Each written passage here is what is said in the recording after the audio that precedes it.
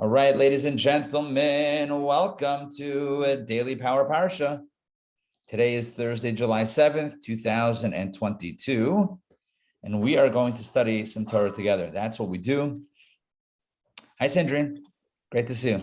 We're going to study some Torah together today in honor of the Parsha of Chukat. All right, so let's get ready to rumble. I'm going to pull this up on my end and then share my screen with you. Then we are ready to go. So we've talked about a lot this week. We covered the mitzvah of paraduma, the red heifer, which is Chukat HaTorah, the ultimate super rational mitzvah of the Torah. We spoke about Miriam's passing and how upon her passing, the well of Miriam, like we spoke about last night, the Torah says the well of Miriam dried up and it came back when Moses hit the rock, but he wasn't supposed to hit the rock, so he got punished for hitting the rock, etc. And then we read, and of course the fallout is that Moses was not going to go into the land of Israel. He would not lead them in. And that's kind of where we ended off yesterday. So we're up to reading number 4. The goal today will be to cover readings 4 and 5. And then tomorrow, 6 and 7. So that's kind of the goal that we're at right now. And the narrative switches to kind of a bit of a new topic. I mean, it's all part of the same narrative. The narrative is, of course, the end, as I mentioned yesterday, it's the end of the 40 years. They've been journeying for 40 years. The entire original generation pretty much has died out, except for a few individuals. And now the movement is to approach the land of Israel and ultimately to go into Israel. So let me share my screen with you. And let's begin reading number 4. Numbers chapter 20, verse 14. And again, we have a bit of a new topic. Moses sent messengers from Kadesh. By the way, Kadesh Barnea is where a lot of the drama of the last few stories has happened. So Moses sent messengers from Kadesh to the king of Edom. Edom was one of the nations that was in between where they were and the promised land, the land of Israel. And what they wanted to do was they wanted to cut through the land of Edom on the way to the land of Israel. So they sent messengers. Moses himself sent messengers to the king of Edom. So says your brother Israel. Your brother Israel. Okay. By the way, Edom is the descendants of Esav or Esau. And of course, Israel is Jacob. So the children of Israel and the nation of Edom are cousins coming from twin brothers. Hence the term, so says your brother Israel. You know of all the hardship that has befallen us. It goes into a bit of a dramatic story. It's been so difficult. Our fathers went down to Egypt, and we sojourned in Egypt for a long time, and the Egyptians mistreated us and our forefathers. We cried. We got a mini review of this, of the Exodus, of Egypt and the Exodus. We cried out to the Lord, and he heard our voice. He sent an angel, Moses, and he took us out of Egypt, and now we are in Kadesh, a city at the edge of your border. This is all the message to be relayed to the king of Edom.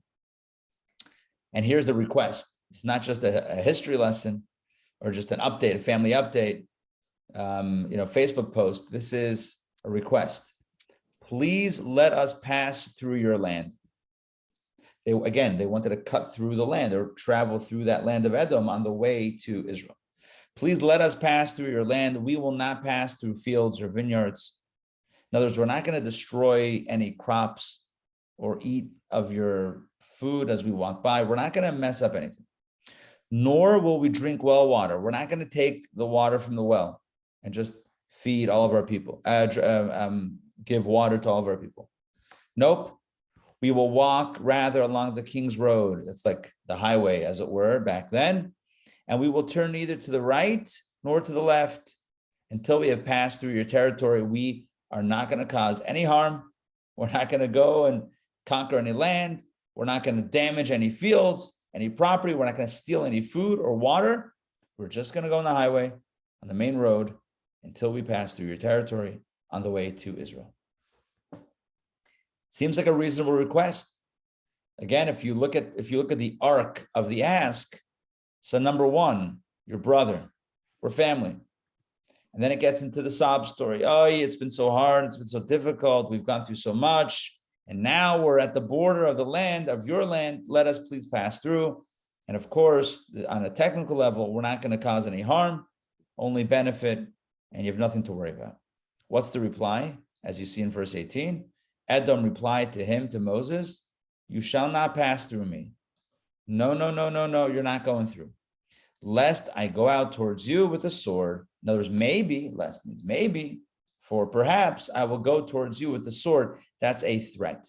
I would say it's a veiled threat, but it's not really a veiled threat. It's a clear threat.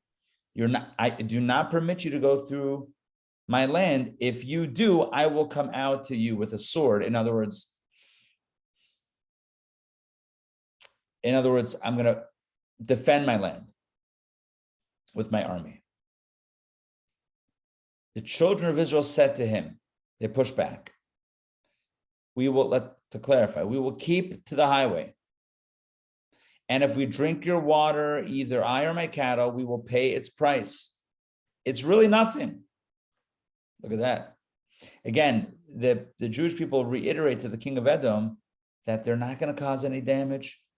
On the contrary, they might fuel the economy, tourism, right? They're going to buy t-shirts, say, hey, made in Edom or whatever it is. You're like, I went to Edom and all I got was this t-shirt, whatever it is. So, and we're going to buy bottled water, from the Edomite springs. Either way, it's not going to cause any harm. It's really nothing. I love that line. It's really nothing. No big deal. I will pass through on foot. But Edom said, you shall not pass through. That's the second time. And Edom came out toward them with a vast force and with a strong hand. So before he said, I don't let you go through. And if you do, we're going to meet you with our army. Now, when the Jewish people push back and ask a second time, come on, it's no big deal. At this second time, he says no again, and he comes out actually with a show of force with an army. Edom, verse 21, Edom refused to allow Israel to cross through his territory. So Israel turned away from him. No is no. And the Jewish people went around Edom.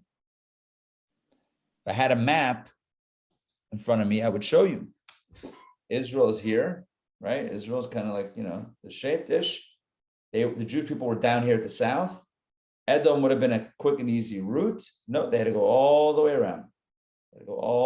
They had to circumvent Edom and other lands as well, which we'll read about soon, or in the next little bit. So they had to circumvent the land. Edom did not let them pass through. Let's look back. It's a fairly straightforward narrative.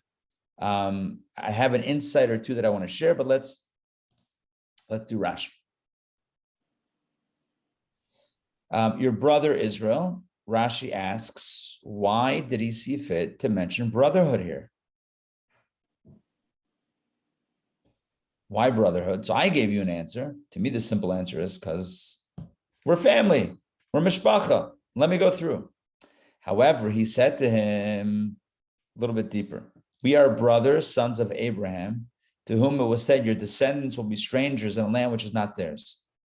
And both of us are responsible for fulfilling that obligation. In other words, you are also responsible to help us, because we're family, help us get to the promised land. You know of all the hardship, therefore your father parted from our father. As it says, he went to a land because of Jacob's brother. That is because of the debt that was imposed upon them, and Esau cast it onto Jacob. In other words, listen to this. It was destined that Abraham's descendants live a difficult life, be strangers in a strange land, have an exile. That was Egypt. So they're laying the guilt on Edom and saying, your father, Esau, parted from our father. He ran away from him. Why? Because of the debt that was imposed upon them. Esau cast it onto Jacob. Esau said to Jacob, you wanted the birthright? You wanted the legacy? Then take also the tsaras, take also the exile, take the negative that comes along, that's going to come along with it. So essentially, the Jewish people, Moses sends a message to Edom saying, we're back. It's been a few hundred years. We got hit. We got smashed. We got oppressed and exiled. We were exiled in Egypt. That was the prophecy. That was the promise that God said to Abraham about his descendants. We took the heat. You didn't get that. You were safe and secure in Edom. We were the ones that were exiled. Again, laying the guilt. Could have been you. Maybe it should have been you. You kind of distance yourself from us. The least you can do is let us go through your land. We got all the suffering. The least you can do for the family. We took it for the whole family. The least you can do as cousins is let us go through. All right. I hope that makes sense. It's a little bit deeper than what I mentioned. I just mentioned the family connection, but here it's a little bit deeper. We took the burden of the family. Our side of the family took all the heat. So now it's time for some, at least a little bit of consideration. Back inside. Egyptians mistreated us. We endured many hardships, to say the least. And our forefathers, from here we learned that when Israel is afflicted with punishment, the patriarchs grieve in the grave. That's a powerful, powerful idea. When the Jewish people are afflicted with punishment, the patriarchs grieve in the grave. A parent never abandons a child or a grandchild or a great-grandchild. If the children are in pain, the loved ones in the grave are also pained.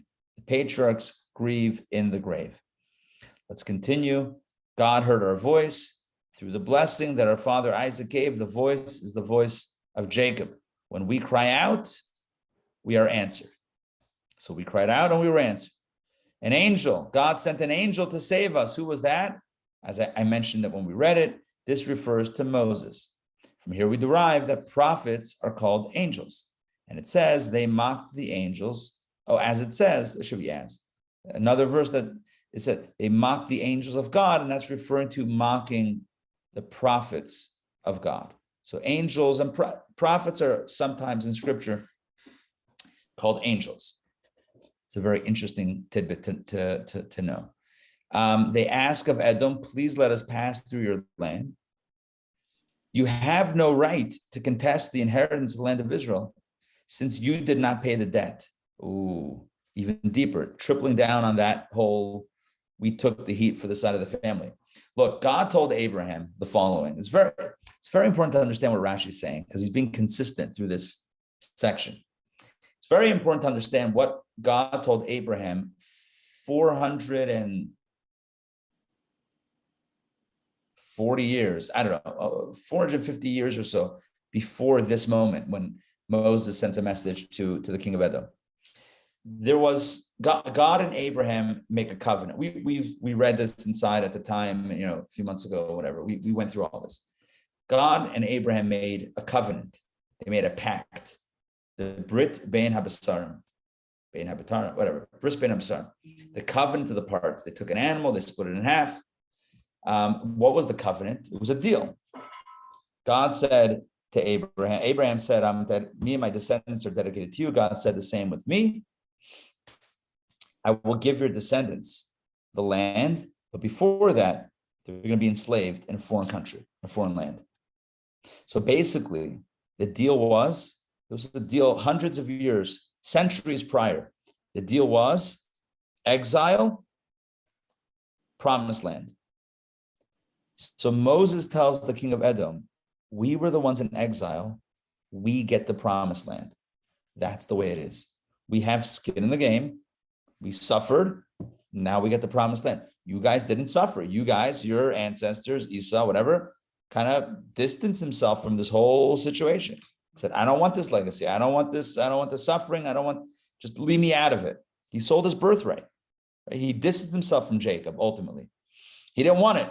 So if you don't want it, you don't get it. If you don't want, I don't want to say do the time, whatever. If you don't want the exile, you're not going to get Israel. The two are interrelated. God says to Abraham, your children will go into exile in a foreign land, and then it's going to be great. If you don't go down, you're not going to go up. You stayed steady, you're going to have steady. Again, look at Rashi. I'm going to reread Rashi just to understand the clarity, the brilliance of this Rashi. Moses, on behalf of the Jewish people, tells the king of Edom, you have no right to contest the inheritance of the land of Israel, our inheritance.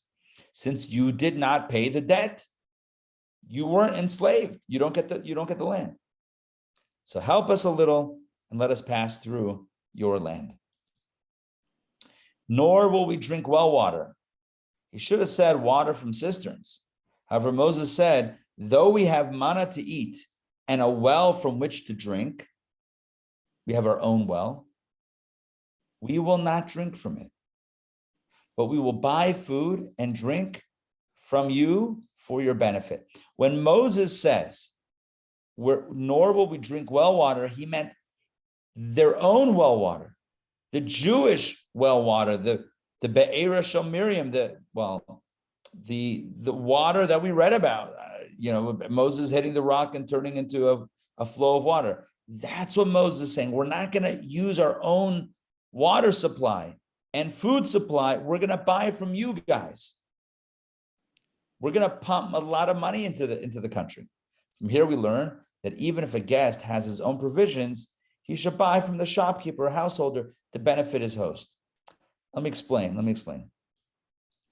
Back in the day, it was very common that individuals or families would own, for lack of a better term, bed and breakfasts, like inns and taverns, like an inn.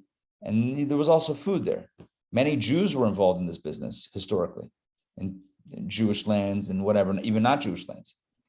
And so we have good advice, halachic advice, and that is best practice when you're traveling, even if you have your own provisions, your own food, support the local economy. Get breakfast from your local place, obviously kosher, whatever, but support the economy. So Moses tells the king of Edom, we're gonna pump money into your nation. We're gonna buy food, buy water, the whole deal. Back inside. We will walk along the king's road. We will muzzle our animals so that they should not turn to either side to eat. Like on the side of the road, there's farms and fields. Don't worry. We're going straight down the road. Edom says, nope, lest I go out towards you with the sword. Rashi explained the depth of the message. Edom says to the Jewish people, to Moses, you pride yourselves with the voice your father bequeathed you. You're all about prayer and study and spirituality. You declare, we cried out to the Lord and he heard our voice. I said that a few verses ago. That's you. But we're Edom. We will go out against you with what my father bequeathed me. You shall live by the sword. My great-great-grandfather, whatever, was Esau. And Esau was a hunter. And he lived with his weapon. He lived by the sword. He lived with his weapons or by his weapons. And thus Edom says, you guys can pray from today to tomorrow, but we're feeling a little threatened and we're going to come out with swords, straight up. The Jewish people pushed back. There's nothing to harm you. It's nothing. It's really nothing. And they said, no, they came out with a strong hand. They say, again, it's a callback to Esau. With our grandfather's promise, the hands are the hands of Esau. In other words, they came out with a show of aggression and physical strength. And I just want to clarify. I want to clarify what is really the drama behind the scenes here. The drama behind the scenes is Rashi is trying to tell us a little bit about the difference between the Jewish people and the other nations of the world, or specifically the nation that descends from Esau. They were twins. Jacob and Esau were twins, but they were opposites. Jacob was simple, that's not in a negative way. He was sincere and wholesome. That's probably a good word, wholesome. A very wholesome guy. He studied. He was a good boy. He was a nice young man. He was a good person. Esau was a hunter. He liked weapons. He was a hunter, but it's more than hunter. Because we know the commentaries say he hunted animals, but also people. He murdered people. He hunted women who were married. He was an adulterer. There was a lot of stuff going on in Esau's world. But Esau looked to solve things using force. And Jacob tries to solve things using his voice. Hakol kol Yaakov. Isaac says when he can no longer see, and he calls in and he asks for his son to bring him food, and Jacob brings him food first. So he hears Jacob say, "Here I am," but he touches him and his arms are furry. So he says that Isaac, their father, says the famous words, "Hakol kol Yaakov." The voice is the voice of Jacob. V'hayadayim de Esau, but the hands are the hands of Esau. That becomes the distinctive point, or the point of distinction between the two personas. Jacob uses the voice. Prayer, Torah study, Jacob uses the voice, and Esau uses his hands. So what happens is, essentially, Jacob says to Esau, look, we were slaves and we prayed to God and God saved us. He sent us an angel, all spiritual stuff. And Edom says, very nice, very happy for you. But if you step foot in our land, we're going to come out with our army and swords and kill you. God forbid. We're going to come out with full force. And they did. Why? Because they're from Esau. That's how Esau operates. Diplomacy, forget diplomacy. Show of force, show of aggression. That's the persona. That's what Rashi is drilling into us with these comments. Let's get back. I hope this makes sense. Let's get back inside. And we're ready for reading number 6. Oh, you know what? Before we do reading 6, I want to share one insight.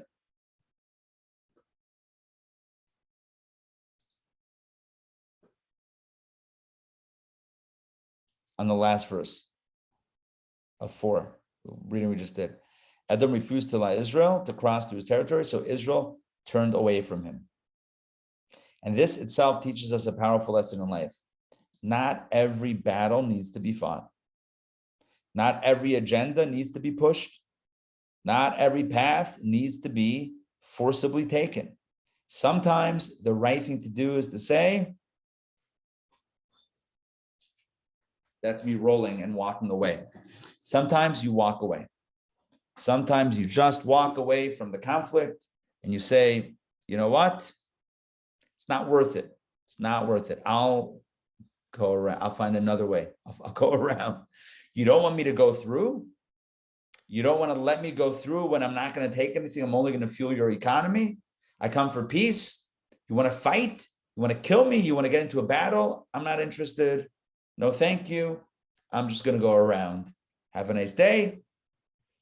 We don't have to invite all the conflict into our lives.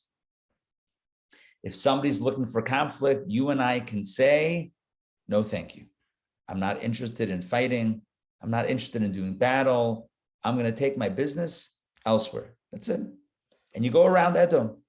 Edom is there. It's convenient. It would have been convenient. I thought he really should. What a terrible guy. Okay, you have a choice. You can either let that build up and fester and you be upset and then fight and not fight, or either you fight and it's not good, or you don't fight and you're upset about the whole situation, or you can say, see you later. I'm out. I'm going around. You do you. I'm going to do me.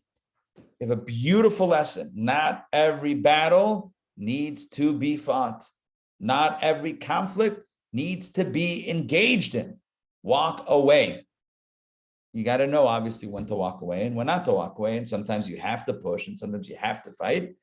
But you got to have, that's where the wisdom comes in. It's where the seichel, the wisdom, and hopefully the guidance, the help from Hashem to know which ones to take on and which ones to let go. But here we have permission. The Torah gives us permission to walk away. Certainly sometimes. You don't have to engage in every fight.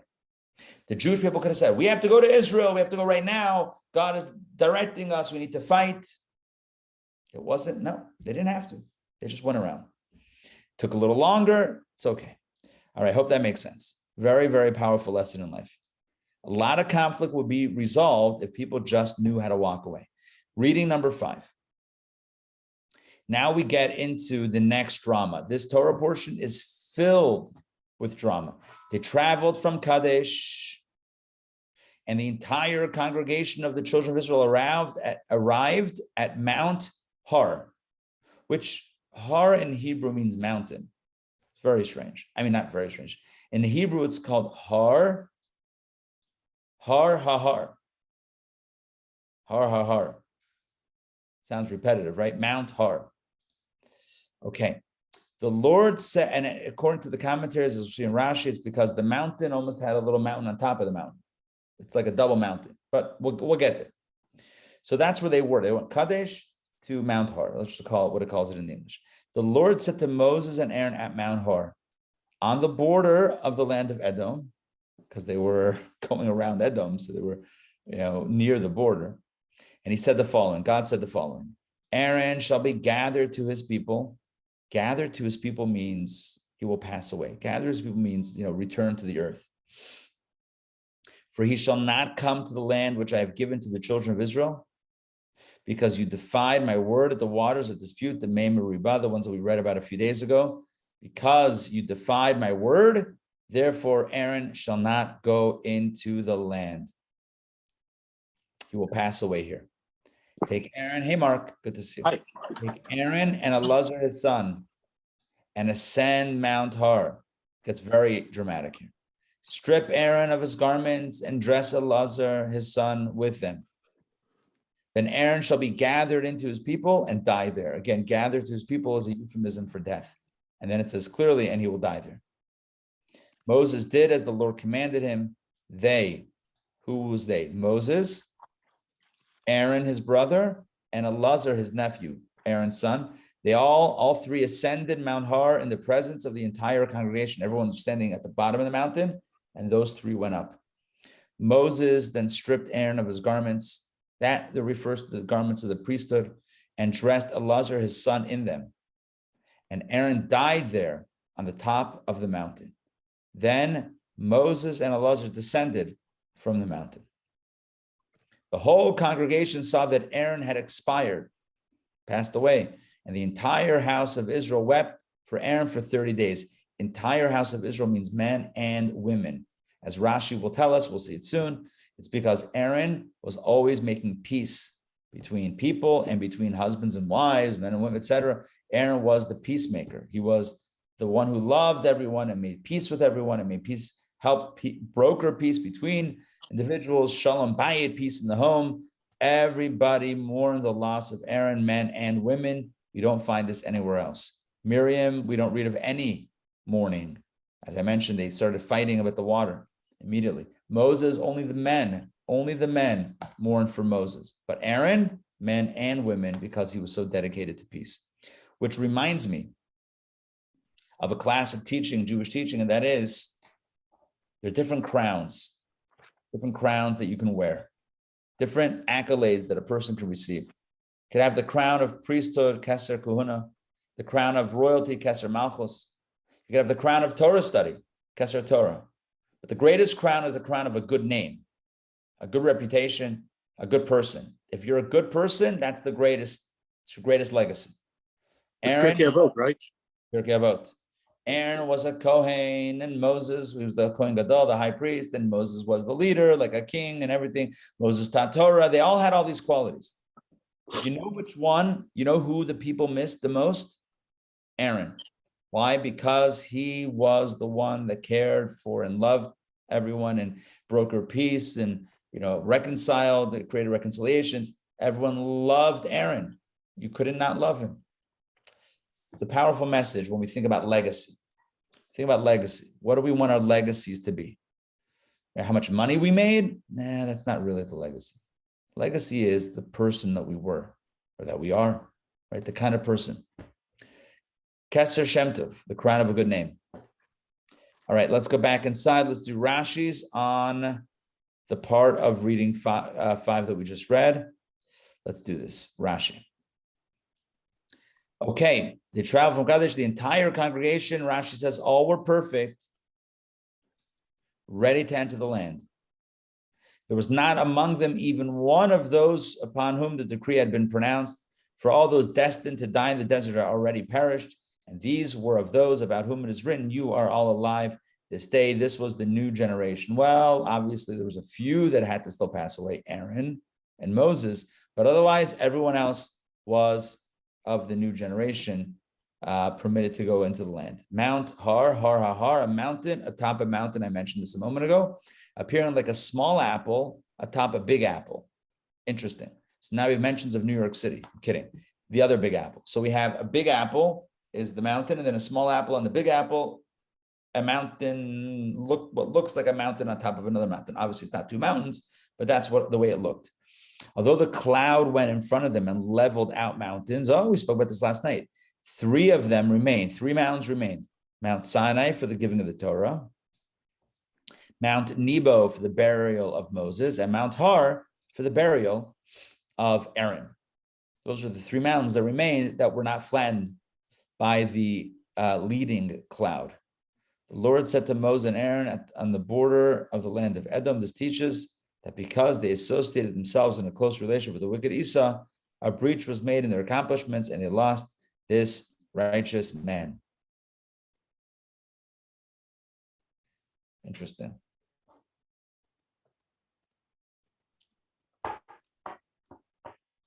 They lost this righteous man. Yeah.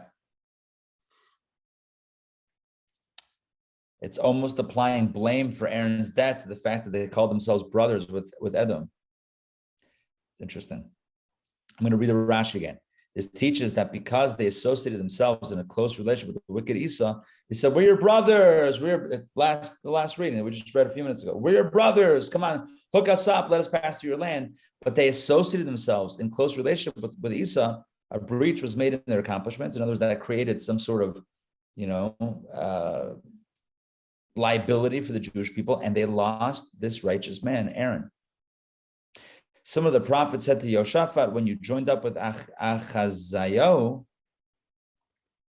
God has breached your accomplishments, and you hang out with the riffraff, whatever, hang out with negativity, with the person that's less than righteous, so then it might not be a great thing. Take Aaron. We have this so many times. Rashi says, when the Torah says take, it doesn't mean grab their arm. Take means with words. Take Aaron with words of solace. Say to him, you are fortunate that you can see your crown given over to your son, something I do not merit. Wow, look at that. Look at that.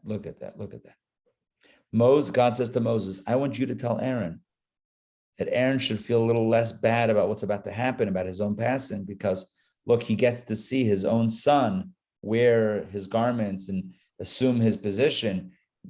You, Moses, yourself will not be able to see that because your child will not inherit you. Joshua will, who's not your relative. Tell Aaron how lucky he is that he has this, something that you yourself don't have. Let's continue. Strip Aaron of his garments. He dressed him in the garments of the Kuhuna Gedola, the high priest garments, and then stripped him of them to give them to his son in his presence. He told him, Moses said to Aaron, enter the cave, and he entered. He saw a ready-made bed and a lighted candle. He told him, get up onto the bed, and he got up, stretch out your hands, and he stretched them out, close your mouth, and he closed it, shut your eyes, and he shut them. At that moment, Moses yearned for such a death, a peaceful death. That is why it was said to him, in the way Aaron, your brother, died, a death that you desired. God ultimately tells him that you will pass, Moses, in Deuteronomy, you will pass away like your brother. This tells us that he desired the death that was similar to his brother, a death called Misas Neshikin, the death of a kiss. The difference between death by kiss, divine kiss, and other forms of passing is that sometimes, as we all know, unfortunately, sometimes passing can be very traumatic for the individual who is passing away. It could be an illness, it can be pain, suffering, God forbid, violence, right? There's so many ways, God forbid, right, to pass away. Le'aleinu, may it never happen to us. That would be very, very painful, with a lot of suffering and a lot of trauma and tragedy all around. Aaron goes up with his son and his brother, takes off the garments of the high priesthood, puts them on his son, lies down, stretches out his hands, makes his hands straight, closes his mouth, shuts his eyes, and he passes away. Peaceful. Passed away peaceful. Passing away is never a good thing. But in this way of peace and serenity and spirituality, this is let's put it this way: this was a death that was envied by Moses himself, and that's why God told him, "You will pass away like your brother. I'm conceding or assenting to your wish to give you this type of death." Moses did this. Although it was difficult for him, he did not hesitate. It was God's command that his brother pass away. All right. Yeah. I was looking at the Rashi here and also the notes. What is Tanchuma? Midrash. Because it says that the people said, "How is it possible that Aaron died?" We didn't read that. Hold on 1 second, Mark. We didn't read that one yet. I wanted to read that one. So hold on. I'm sorry. You're good. I'm sorry. That's a great Rashi. I'll read it inside for everybody, and then tell me what your notes say. Okay, sorry. As the whole congregation saw that Aaron had expired, what does that mean? When they saw Moses and Elazar coming down the mountain, and Aaron did not come down the mountain, they said, "Where's Aaron?" 3 people went up, and 2 came down. Where's Aaron? Moses said to them, "He died." They said, "Is it possible that the one who stood up against the angel and the angel of death and stopped the plague can be overpowered by the angel of death?" Remember that in the story of Korach, the angel of death was wreaking havoc and a plague and of death upon the people. And Aaron went with the Ketores, with the incense, and literally stopped the angel of death. Is it possible that this man could be overwhelmed by that very same angel of death? How could he have died?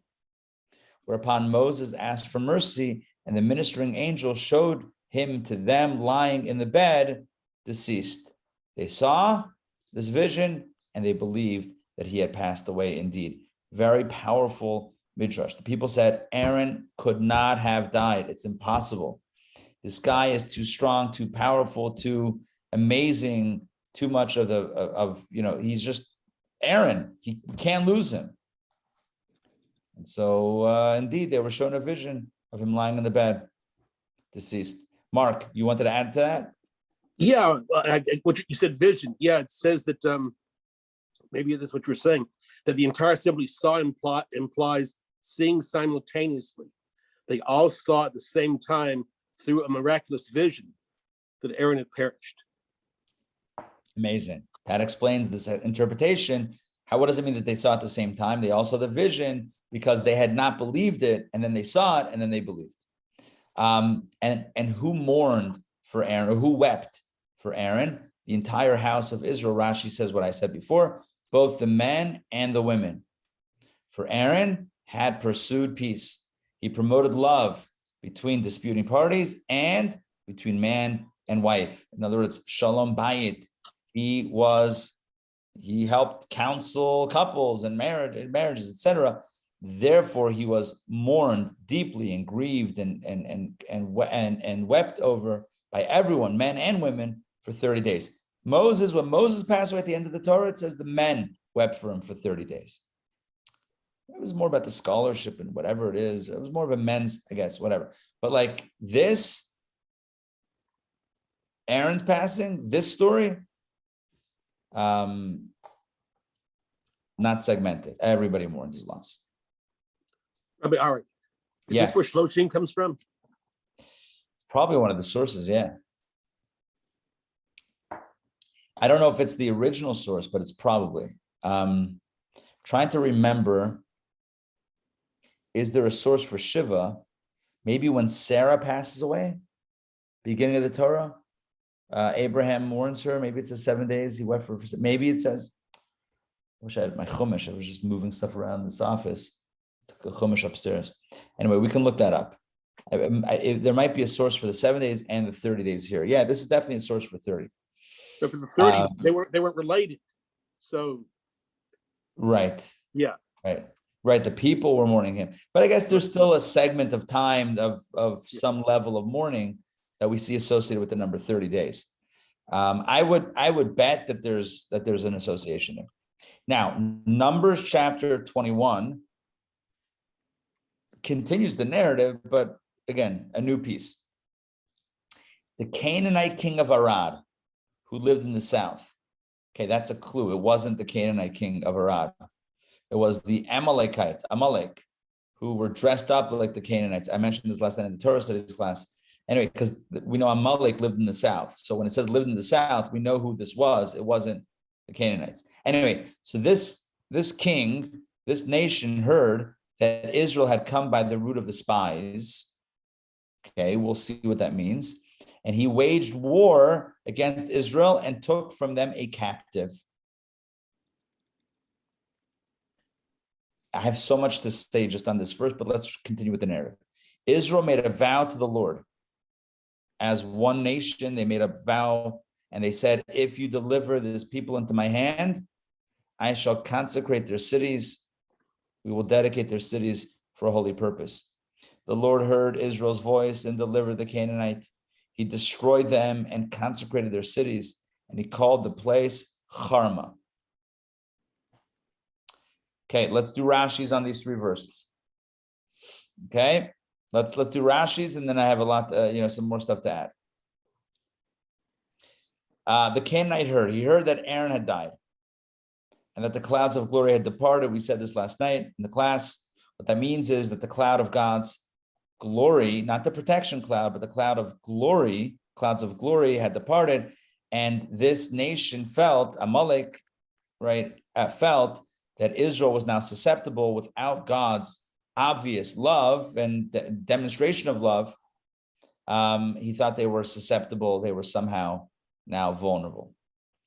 Who lived in the south, I mentioned this multiple times already. This refers to Amalek. As it says, the Amalekites dwell in the south land. That's the report of the spies. The spies told the people who lived in which part of Israel. Amalek dwelt in the south. So that's clearly a reference to Amalek in this case.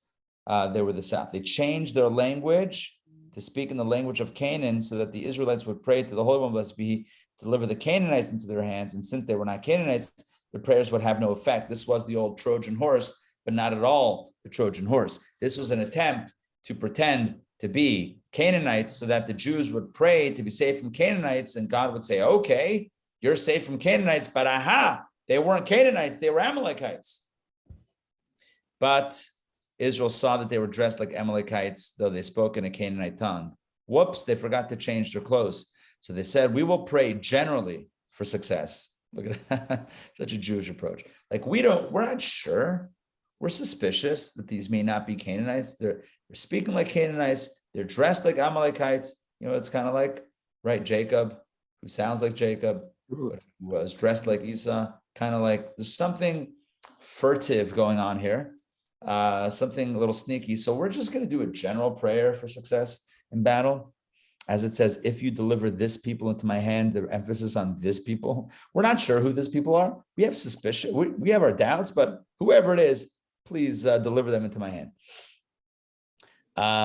There are other sources that say that the Amalekites also changed their dress. Anyway, that's in the Reggio edition of Rashi. Reggio would be like the Italian edition, Reggio. Right? Reggio is an Italian region. The Yemenite manuscript, however, confirms with our reading. This is a note from the publisher. Very interesting, very interesting. So we have different versions of this Rashi in this story, or the Midrash itself. Whether or not, how far did the Amalekites go to disguise themselves? Did they just speak a different language, or did they also change their clothes? Rashi seems to say, according to this version, that they only changed their language. The route of the spies, the southern route. Yeah, so they were in the south. So the southern nation of Amalek attacked. They took a captive. It was only a single maidservant.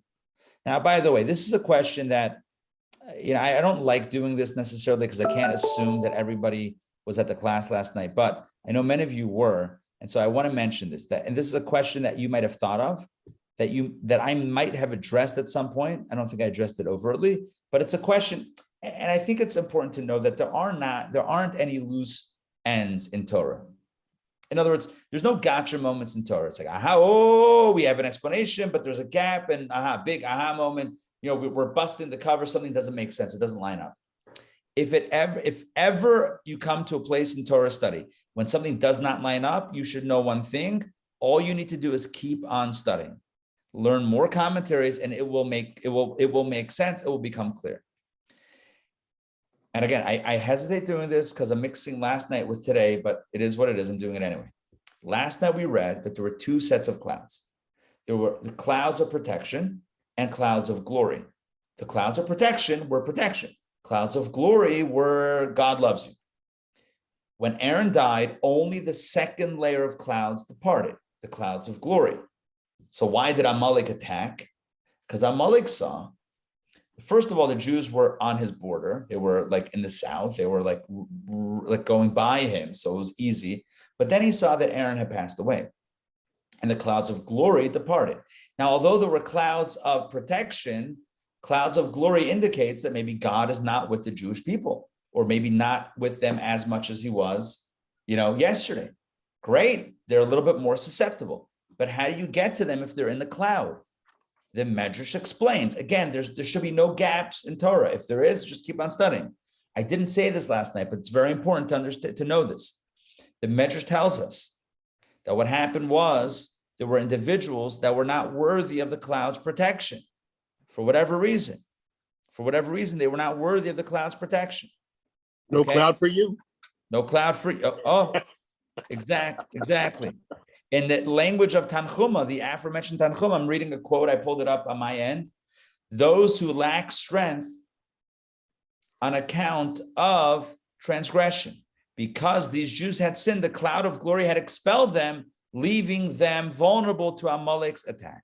In other words, there was a situation where some individuals were not always protected by the cloud. The cloud wasn't necessarily automatic. You had to deserve the cloud.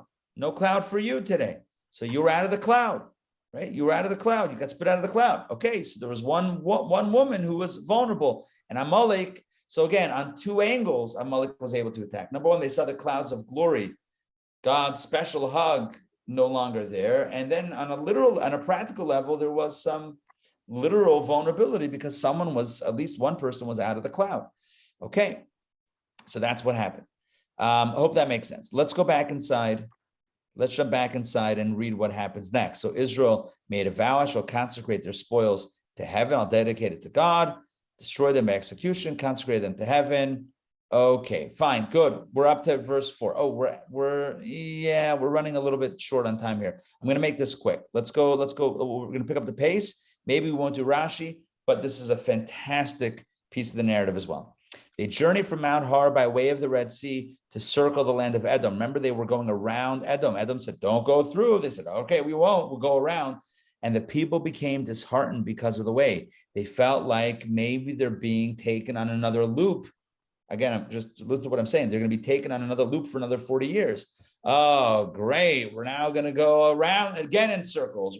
Israel's right here. Nope, we're going around. Oh, we're never going to get there. They became disheartened. The people spoke against God and against Moses. Why have you brought us up out of Egypt to die in this desert? For there is no bread and no water, and we are disgusted with this rotten bread. In other words, there's no real bread. There's no real water. All we have is manna and water from a rock, and we're done. We're finished. Listen to what happens next. The Lord sent against the people the venomous snakes as a punishment, and they bit the people, and many people of Israel died. The people came to Moses and said, yes. If you're wondering, the answer is yes. This has happened multiple times in the book of Numbers. The same, more or less, story. Complaint, punishment, plague, whatever. This time it's snakes. Okay? Many people died. The people came to Moses and they said, we have sinned, for we have spoken against the Lord and against you. Pray to the Lord that he remove the snakes from us. Get rid of these snakes. So Moses prayed on behalf of the people. The Lord said to Moses, listen to this, make yourself a serpent and put it on a pole. By the way, make a serpent doesn't mean make a snake. Make a snake sculpture or design and put it on a pole and let whoever is bitten look at it and live. So Moses made a copper snake and put it on a pole. And whenever a snake bit a man, he would gaze upon the copper snake and live.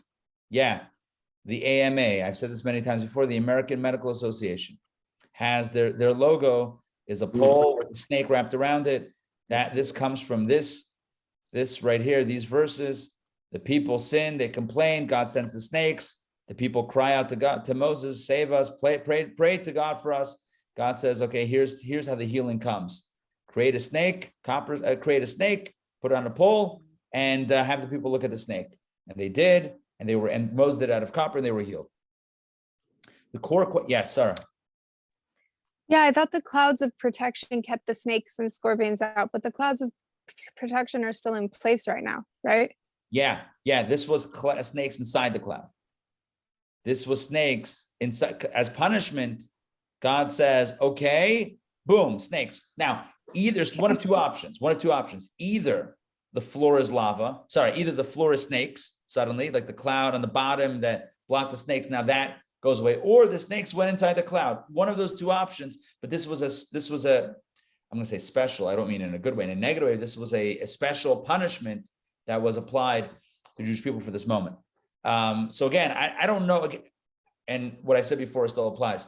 All we would have to do is look through the midrashim and get clarity on that. Either one of two things. Either the cloud on the bottom no longer functioned, either for everybody, for certain people, or the clouds somehow were sent in that space. What's the healing? The snake on a pole, and Moses makes it out of copper. The Hebrew word for copper, I'm going to share my screen one more time. The Hebrew word for copper is nechoshet. And the Hebrew word for snake is nachash. Nechoshet. Snake, copper. So he used the material that sounds like snake, right? It's like, I don't know, Pictionary. Sounds like snake, done. Copper sounds like snake. So he made a copper snake, put it on a pole, and that was it. Obviously, there's a lot of questions here. I'm going to be very brief. I'm going to give you the 90-second dvar. Obviously, there's a lot of questions. Number one, what's going on here? You put a snake on a pole and that brings healing? Doesn't God bring healing? Why are we looking at snakes? And why is Moses doubling down on the copper? I know what material. God didn't specify. Wood, iron, gold, silver. I'm going to do copper because nachash and nechoshet, they sound the same. They share the first three same letters. What is this? We're having fun with words here? Like, what does that mean even? So the simple answer to all of these questions, not simple, sorry. One answer to all these questions, it's a beautiful answer, deep answer, is that what does it mean to be healed from the snake? It means, how do you get healed from the snake bite? It's by looking at the snake. It's by recognizing that the snake is sent by Hashem as a lesson or as a consequence, a lesson, but that there's healing through the negativity itself. When you look at the negativity, you can find the healing itself. It's kind of like trauma. It's when we have the courage to look the trauma in the face and say, I will grow from this experience, then it can become an experience of growth. As long as we're trying to pretend it didn't happen, as long as we're trying to push it away or ignore it or whatever it is, then it still has a hold over us. When we're able to look at the negative in the face and recognize that this is part of my story.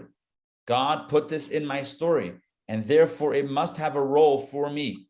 Not that it's good, but that this is something that can help me grow somehow through it, despite it, whatever it is. That's how the healing comes. What I'm trying to do is now take the story of the snakes and apply it in a more broader, personal way. All of us have had snakes in our past, snake bites. We've all been bitten by snakes. The question is, do we have the ability, or can we muster the strength and the courage to look at that and see somehow the growth that came from that, or not only see the growth, but to achieve growth through the trauma? Post-traumatic stress disorder is PTSD, but there's also PTG, post-traumatic growth, the growth that comes from trauma, that comes from staring trauma straight on in the eyes and saying, I am going to grow from you. A quick, and I think hopefully this will resonate. Another illustration of this approach is what our forefather Jacob did. Remember when Jacob wrestled with the angel all night, and then the angel was fighting, was holding, and then he hits him in the leg, and essentially, dislocates his hip and causes him to walk with a limp, he injures him. And then the Torah said, so you would think, what should Jacob do? Should try to get away from there.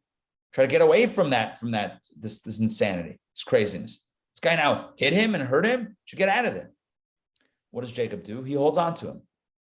And the angel says, it's morning, I gotta go. My shift, I gotta go. And Jacob says, I'm not letting you go until you bless me. The angel's done with the battle and wants to leave. And Jacob's holding on to him, the guy that hurt him, because that's how we have to hold on to the things that have hurt us. We hold on to it and say, I'm not letting you go until you bless me. I'm not letting you go until I find some element of growth from this experience. To let it go and to ignore it and pretend it never happened and etc. is to not realize the opportunity in the pain. Again, we don't look for pain, and pain is negative. But there is growth because there's growth, but there's potential for growth because there is a potential for growth in everything. I will not let you go until you bless me, Jacob says. Moses says in our reading just now, look at the snake, and the snake itself will bring healing. Obviously, Hashem brings the healing, but find the healing, the healing lessons from the snake itself. All right, I had to say this quick. I mean, this could be a full class just on this topic, but hopefully this resonated even a little bit. And maybe we'll pick it up tomorrow, or maybe we'll just do 6 and 7 tomorrow. Surprise, you'll find out. All right, thanks for joining me today for DPP. Tomorrow we're back on at noon, same bad time, same bad channel. Special tribute Shabbat. Pleasure, Sarah. Special tribute Shabbat this week for the Sollish family, thrown by Chabad in town. If you're around, we'd love to see you. And I don't know what the right word is. Spend time together over Shabbos. Otherwise, we'll catch it tomorrow. I mean, either way, we'll catch it tomorrow, hopefully Friday at noon, as we conclude this really dramatic and rich Torah portion. All right. Have a wonderful day. We'll see you guys, Faye and Sandrine and Mark and Sarah and Ray. We'll see you all. Stay healthy. Stay good. Yes, cool. Pleasure. Have a great day.